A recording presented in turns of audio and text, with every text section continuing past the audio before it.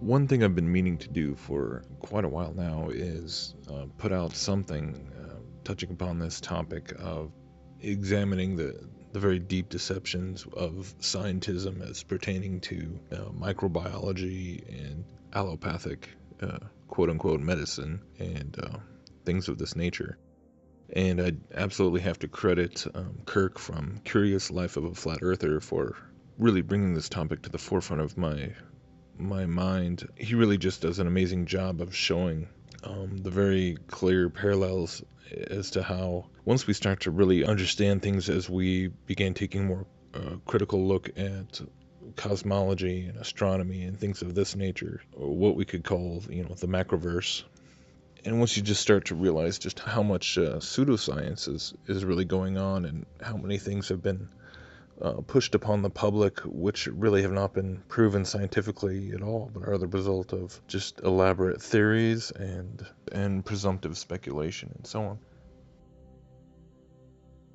And so, first and foremost, if anyone is not familiar with his channel, I absolutely encourage everyone to go over there and subscribe and to check out all of his videos, which are just excellent. But he's done about 3 or 4 now on the specific topic of the deceptions with infectious diseases and viruses and things like this. His most recent one dealing heavily with the HIV/AIDS deceptions, which is absolutely fascinating. So I'd just like to thank him for all of his amazing work and what an inspiration it's been to many of us. And just keep up the great work, Kirk. Love what you're doing. And he also has a great way of just adding humor into it and a little bit of tongue-in-cheek into things to kind of help you laugh so you don't cry, because obviously these are pretty dark topics if you really look at it. But I think for many of us now who are starting to understand just how much, not just how many lies have been perpetrated through the likes of organizations like NASA or the pharmaceutical industry and things like this, the more we learn about how there's been so much misinformation and outright fraud in terms of things like vaccines and so many other things. It's funny how it does seem to be this sort of Pandora's box that just keeps going and going, like just peeling back layer after layer of deception. And this is no different. Obviously, you have the same plain motivational factors of the profit motive, but also on a more sinister level, just the eugenics agenda. And the more we really look into this, it really becomes pretty chilling when you understand on how many levels that has been carried out in terms of, the fluoride in the vaccines and genetically modified foods. But even beyond that now, as I've been learning about just nutrition in general and how things just, like the food pyramid that many of us grew up with our whole lives, and what we've been told is a balanced, healthy meal is really pretty upside down. It's pretty backwards from what is really good for our bodies, and demonizing fats and counting calories and all this. So yeah, that's a whole. So there's many things we could talk about, but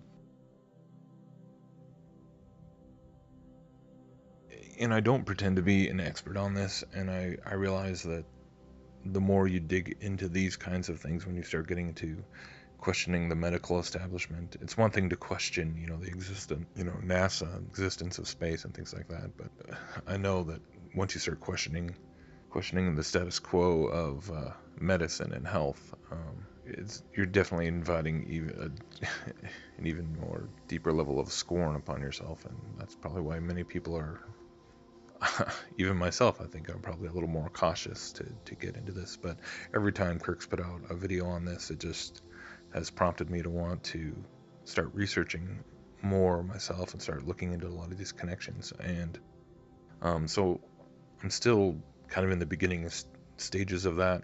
and I've really found it interesting, the stuff that he has come up with in terms of just digging into the actual process involved of things like, the electron microscope and how that works. And like I said, go check out his videos, and it's pretty eye-opening. And the more you look into it, the more you start to see these kinds of parallels between the ways that data can be taken and can be either manipulated or just flat out hoaxed in the first place. And if we're serious about coming to this place of feeling a sincere need in a right and obligation to question everything when it's coming from these same control centers, these same institutions, these same financial backers and so on, this is definitely on the list.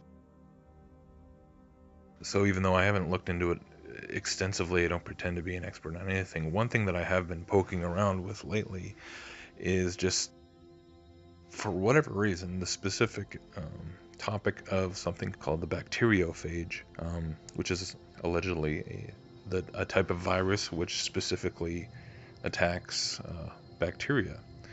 And I'm sure most of you have seen these types of images and pictures. I think I'm sort of drawn to this because I specifically remember being in high school, sitting in science class and seeing these pictures and kind of just marveling at the idea, being taught that these things called viruses existed, and that they were hearing the teacher explain that they were kind of in this bizarre in-between category of being sort of alive but not really alive. They don't have all the textbook characteristics of life, of biological life, but in some ways, because they reproduce, somewhat lifelike, and just really being just astounded by the question of how such a thing could even exist in the first place, and if it was something that was that if did God really create viruses, or did man create viruses, or, as most of mainstream science will tell you, that they are just a product of evolution. And this is what I think is one of the most telling aspects of it all, that really makes it worthy of further scrutiny, is when you just start to really step back and look at how evolution itself, the theories of biological evolution and macroevolution, are really the philosophical presuppositions that are in place, which all of this research on viruses and bacteriophage were built upon. It's the foundation that it was all built upon. And this should be alarming. And once again, so similar to the kinds of things we're realizing about astronomy and cosmology, whereas so much of the quote-unquote science that is being done, and that even people who don't believe in evolution have accepted coming from astronomy, even though it's completely based on evolutionary assumptions. But it's just, we've missed it. We've missed like how much pseudoscience is really going on, because it's all predicated upon an evolutionary bias. And when you really start looking into this topic, it's once again, it's the same thing. Specifically, I started looking into this group of men called the Phage Group, which consisted of, among some others, but primarily men such as Max Delbruck, Salvador Luria, and Alfred Hershey. And when you start in, this is around the mid 20th century when they supposedly did all their main work, but the early 20th century, Delbruck came from Germany originally, and then studied in France and England, and so I think all of these men had sort of, at least two of these guys had connections with the Pasteur Institute in Paris, which keeps coming up again and again. But then interestingly enough, upon eventually making it to the United States prior to World War II, Delbruck, we see fellowships being granted by groups such as the Rockefeller Foundation, as well as affiliations with the Carnegie Institute and Columbia University, and all these sorts of institutions and groups, and we start to follow the money and see a lot of these, the same actors and the same fingerprints on things. It's, if you kind of know what who those folks are all about, you start to see the writing on the wall. Where there's smoke, there's usually fire. So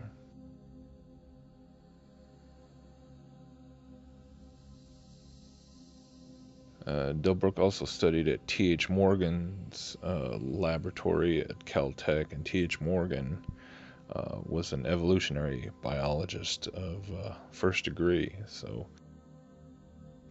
this is what compels me more and more as I look into this and just see how interwoven it all is with the researchers in evolutionary biology. So bottom line is, once again, you have this evolutionary angle, and once you really stop and think about how do these bacteriophages really function? They're not technically, they're not a cell. They're just this. Even mainstream science describes them as somewhat like a biological robot or a machine, and this has prompted a lot of people to think that they were created by man. They are artificial, some sort of weaponized nanobot designed to inject DNA or RNA into a host cell and cause disease and everything. But I'm not here proposing some specific theory or anything. I'm just at the point of, whether it's suggesting that these are artificial creations or just simply non-existent in the first place. But I think all questions are should be on the table right now. What I think we can rule out is that these things just evolved as science tells us through evolution, biological evolution. So once you take that piece away, it really does force you to kind of go back to square one. So that's all I'm trying to do, and look into this more and just not be afraid to question everything that we hear from these very, very dubious sources who have lied to so many times in the past. And as time goes on, the lies become more and more out in the open. So